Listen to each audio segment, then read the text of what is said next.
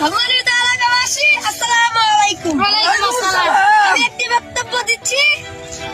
নৌকা মার্কা হাঁটতে পারে না। কাঁচা মার্কা জিতবে, নৌকা এবার জিতবে না।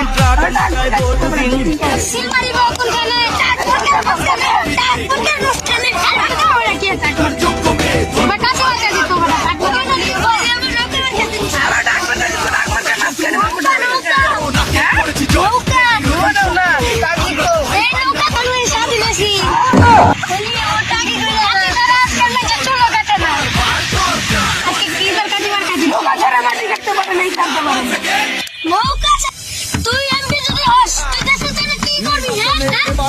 আমি দেশের জন্য প্রত্যেকটি সেলুনে একটি করে কাঁচি কাঁচি দেবো ফ্রিতে। আর আমি প্রত্যেক সময় একটি করে কাঠ দেবো।